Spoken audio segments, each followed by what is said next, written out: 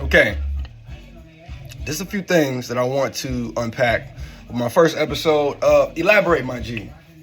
What are your thoughts about the Kendrick Lamar Super Bowl halftime show, Grant Yanney? Yo, I'm gonna start it off number one by saying I am a bit biased because not only have I interviewed Kendrick several times and I've really enjoyed the music. Yes, I'm a fan. I'm a hip hop purist, man. Like, I just enjoy hip hop. I enjoy music that have messages. I enjoy music that has lots of inspiring motifs that can not only help people uplift themselves, but it can also uplift others and communities, right? So, again, Kendrick Lamar, his family is from Chicago. He moved to Cali. You've known this guy for years to be a towering figure of rap, in terms of having that consciousness and having that level of intentionality, right? And, we got a lot of music that we love. Because I'm going to be honest, right? There are a lot of people in this conversation right now that are very anti-Kendrick because they're pro-Drake, right? This is an interesting debate for me because I love both of those niggas, man. I think Kendrick, amazing rapper, artist, auteur, if you will. Drake, the star power, come on, the hits. Do you all want to go to a Kendrick party or do I want to go to a Drizzy party? I'm going to the Drake party, okay? I'm going to be honest, right? I'm that guy. The bitches, the ladies, the young queens, the women, all the things. No disrespect to the ladies, not all y'all be words, right? Y'all at the Drake show. I'm going to hang out with Kendrick earlier on the art gallery side, right? I'm going to run some miles with Kendrick, you know what I'm saying? Like, I ran a New York marathon. He's into heart health. So am I. Drake shit, obviously, you're getting a little bit more petty. You're getting a little bit more, not necessarily low vibrational, because I think all the music that we know and love from Drake is very uplifting as well. It's just uplifting in a way of like, I'm in a club having a ball. Because I can't play all the Kendrick's records in the club, even though I can play this in the club. TV off can go off in the club for sure. Y'all motherfuckers acting like some of this shit ain't going off in the club. You're anti-Kendrick, okay? You can actually enjoy both. I was just speaking with one of my cousins about this whole dichotomy of everything has to be one way. You too can have alternate perspectives that are also in play. Two things can be true. That's the cliche, but it's the facts. Two things can be true. You could talk to your mom and tell her, hey, mama, I think you're great. I think you're so awesome in the family. You've helped people the most. You let everybody stay at your crib. You done lent niggas money. You done did this. But you could also in the same breath say, hey, mama, you talking a little too much now. Shut up. Okay? Like, you telling everybody business. Everybody didn't ask. Even though people don't have to tell you they business for you to share. It's like, but no, I'm losing my point. What I really, really want to say is, all things considered, all things to really be at play here, let's talk about the Super Bowl and why Kendrick's performance was very important and why it was integral for not just us as black people, black Americans, Africans across the diaspora, Caribbeans, boop, boop, boop, boop, boop. Where my Jamaicans, where my Haitians, where y'all at from Beijing? I said Beijing. I ain't say Beijing. Shout out to China. I'm really talking about just everybody that was watching the show, right? Who was the performance for? Alexa, off. Who was the performance for? That's the question I ask you. Because when you actually answer that question, you get to the nitty gritty of why this important performance took place, right? We've just re-elected Donald J. Trump. Now, a lot of people have a lot of thoughts and concerns about him. I'm not going to get into the political part. Obviously, I voted for Kamala. Obviously, I was trying to get that $25K first-time homeowner loan. It was something that was for me. I thought it would have been great, right? Neither here nor there, didn't happen. This is the biggest stage, right? I can't afford to go to a Super Bowl. I'm pretty sure most of the viewers that are watching this also can't afford to attend the Super Bowl. So where do you watch the Super Bowl? Where do you actually consume this game or this big-time halftime show? In the comforts of your own home. You have to turn the TV on. And that's what I really feel like Kendrick was speaking to everybody that was at the crib. Because if you look at the videos, yes, folks were subdued. These white folks don't know who Kendrick is. Kendrick was not showing his titties. It was no nipple malfunction during his show. He had no rockets. There was no fireworks coming from his boots, and he was not elevated in the sky hovering about.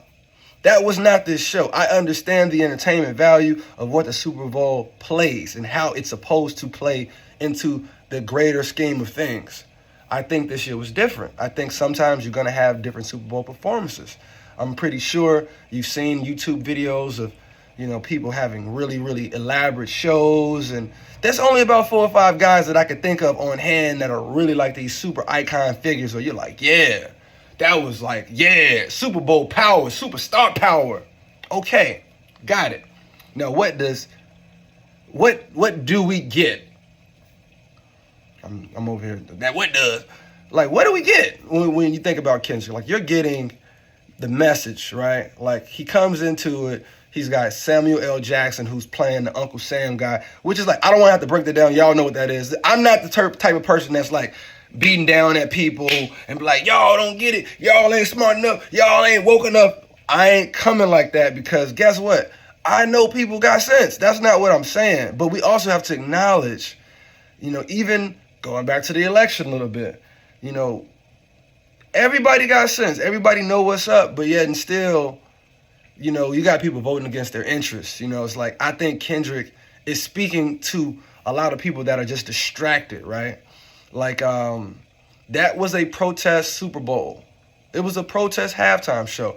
Only thing that would have been better about the performance, I felt like he should have came out to fuck Donald Trump. He should have had have a little Nipsey tribute in there. You know what I'm saying? You got the people in there. You got, Serena. She crip walking already, just like a little segue, like fuck Donald Trump. Hey.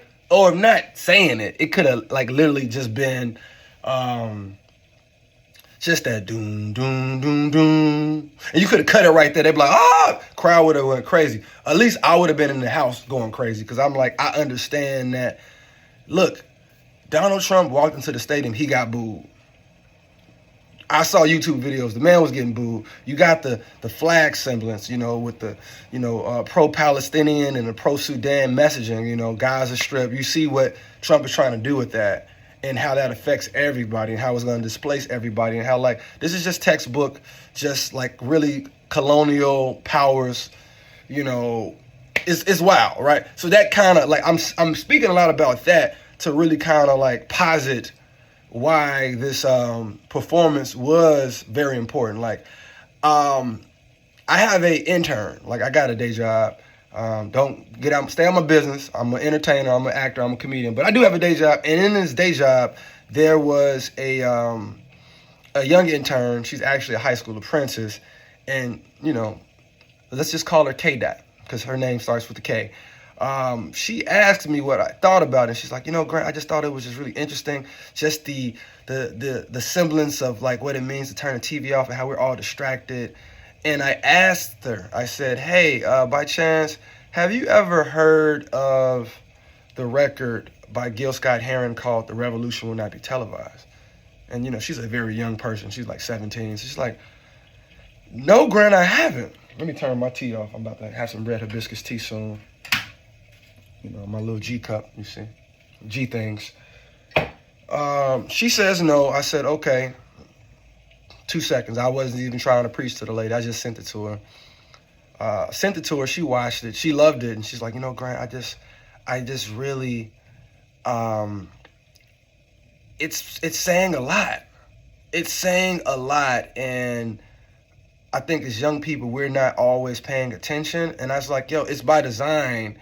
And we got to focus more. But think about the generations that we've come, how we've come to this point, rather. It's like, I'm from the generation where we weren't born into the internet, right? We didn't get born into the misinformation. Like, we had to go to the library, Encyclopedia Britannica to research things versus now, you're just going on your phones, you're getting news.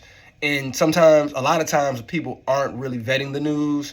Like you got these gamer streamers, like I got little cousins that they're streaming and they're probably being inundated with messaging that they're not even really vetting to know if is that true or not. Like things being said about women, things are being said, like xenophobia, obviously the racism and the prejudice. Like, I mean, not just for black people, but for Jews, for like, marginalized communities. Obviously you got people that are up, and then you got people that are still marginalized that used to be down. You know what I'm saying? Like, I don't think that's anti-Semitic to say, we got folks out here that's really struggling that still haven't gotten, the political backing or the policy backing or the laws that really kind of like up that trajectory, right? Like, these are real truthful statements that I think that we got to really, really kind of sink our teeth in to digest the truth, because the truth is bitter.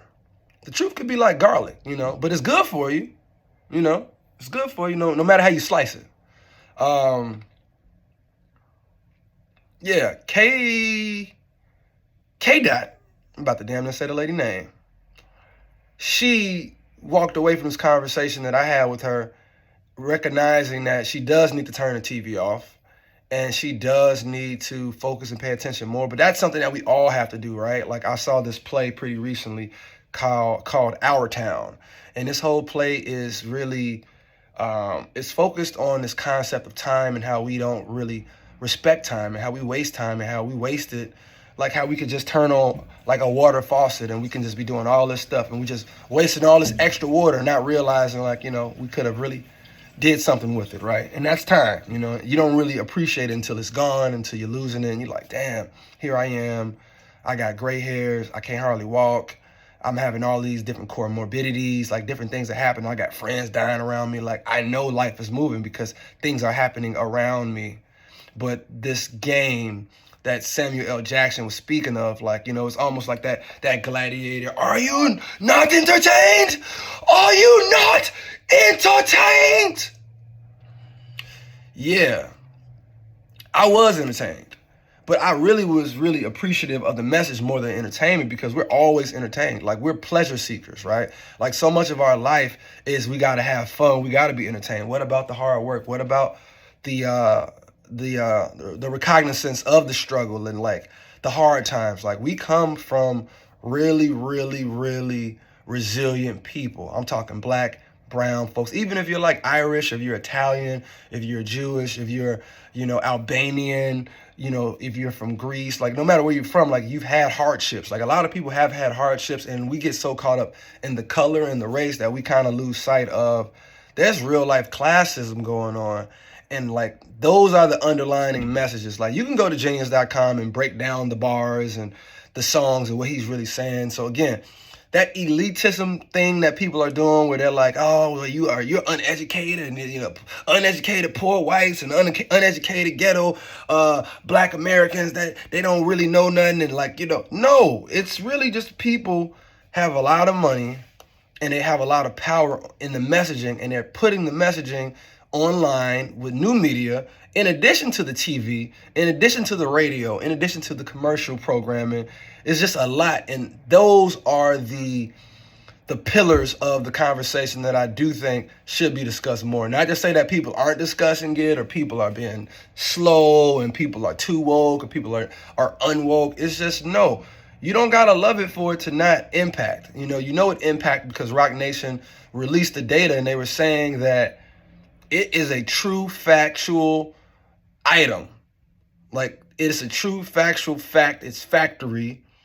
Kendrick Lamar's performance is the most viewed YouTube, not even YouTube, it's the most viewed halftime show. That means that Michael Jackson, that means Prince, that means, Rihanna, Dr. Dre, all of these different performances that were amazing, that I did enjoy. I also enjoyed the Justin Timberlake, Janet Jackson performance. Me, myself, small, lightweight creep, I was like, is that a titty? Is that a nipple? Why they do that lady like that? But dang, that look good. Let me stop playing. But you got to give it to them. We're all talking about it. Isn't that a big part of what art is created for? Like, look at this art in the background. You might not love it, but it is a conversation, We got to be able to have more conversations without letting the emotion get involved. That is another thing that I didn't like in particular about this Kendrick convo. You know what I'm saying? It was not healthy because everybody's dissing everybody. I'm just trying to get jokes off. I don't care if you didn't like it.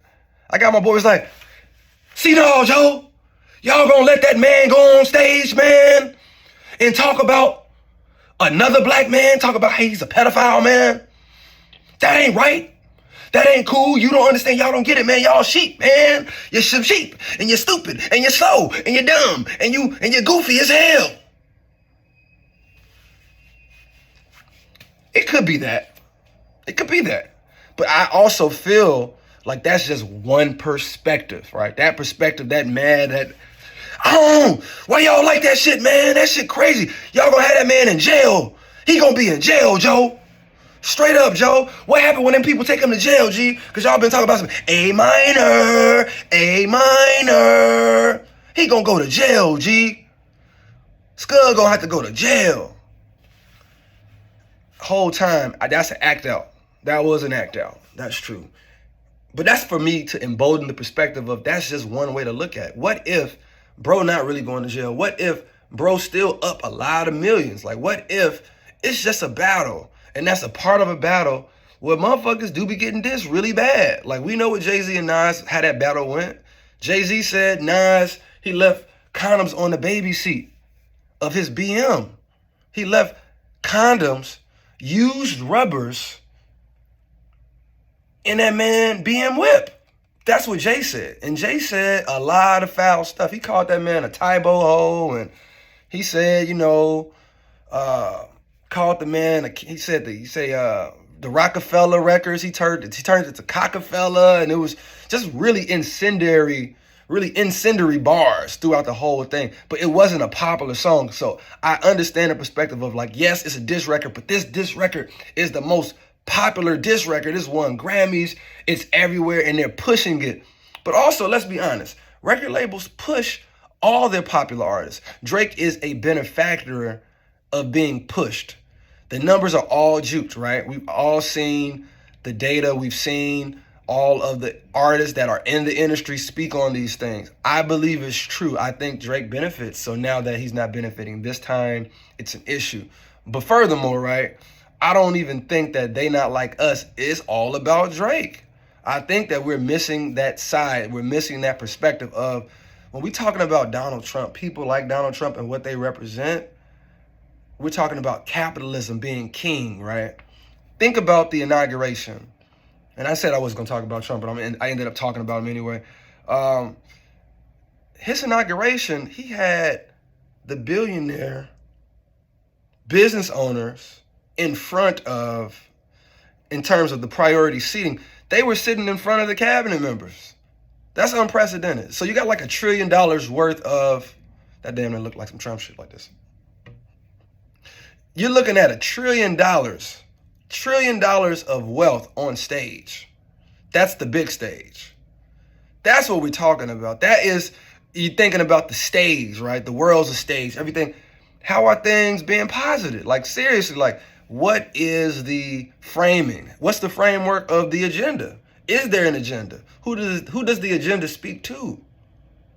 Curtis Mayfield has records where he speaks about different things, We the People, you should look it up. There's lots of records, like not just the Gil Scott-Heron record.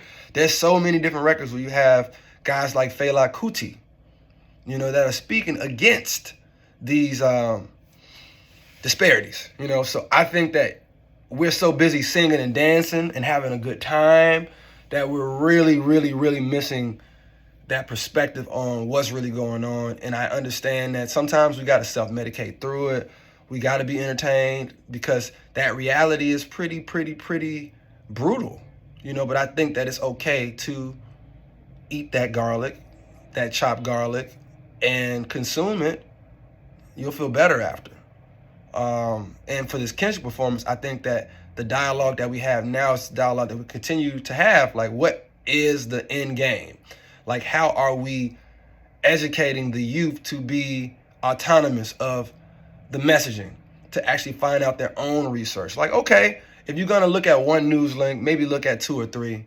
If you're going to see a fucking news link and take the news link as law, maybe you do additional research past the news link. maybe we realize that we are all victims of sophisticated misinformation. You've seen what Meta has done to actually remove the safeguards for more safeguarding, you know. Like there was a whole policy in place and Mark Zuckerberg had removed it, canceling the fact checking. Like it's no more fact checking. Like it's a free range world of just anything goes. It's the wild, wild west out here, yo. So when you hear music that's speaking to just turn that TV off, to listen, this is what I'm saying. Like even like, look, SZA came out, you know, obviously she used to date Drake and that's a whole petty backstory there. But you know, that record, All the Stars, you know, just, you know, we saw Black Panther. You know how you felt when you saw the movie and then you got up out your seat and that song was playing and you like listening to the record and you're feeling the movement. It's like he had that in this performance as well. Like it wasn't all just drama. It was also that, you know, okay, let's not forget that we are stars. Let's not forget that we are kings and we are queens, you know. You know, we are all the stars. You know, like we get so caught up in watching somebody else star rise and we're like so much paying attention to it. It's like, no, you're a star. I know I'm a star. I understand that wholeheartedly. I feel it. I get treated as such. But it's like, if we're always edifying and uplifting others and not doing the same thing for ourselves, then we are missing the message of what Kendrick is saying in this music. So it's not just about Drake. You know, it was never just about Drake. And They Not Like Us speaks to so many different things, you know, like it speaks to the people that have the DEI policies and they talk about it as an ideal, but they don't practice it as such. You know, it speaks to the microaggressions that you encounter, you know, in your day-to-day workplace environments, you know, or, you know, maybe you're on the elevator with somebody and that lady clutch her purse and she thinks you are somebody that's going to victimize her and you might think that she's going to victimize you.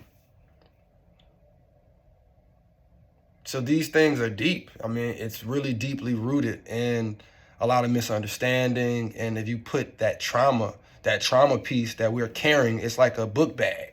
And it's a heavy ass book bag. And we got burden folders in that motherfucking book bag.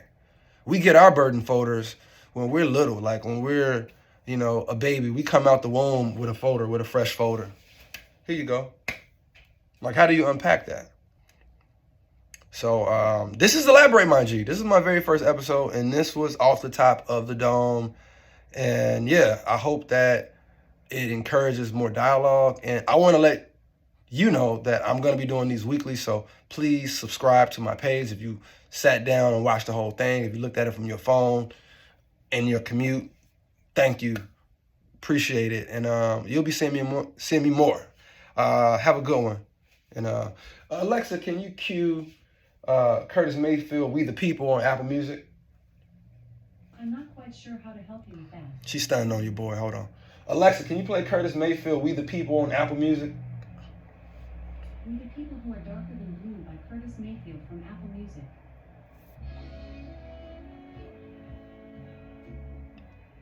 Alexa, volume up.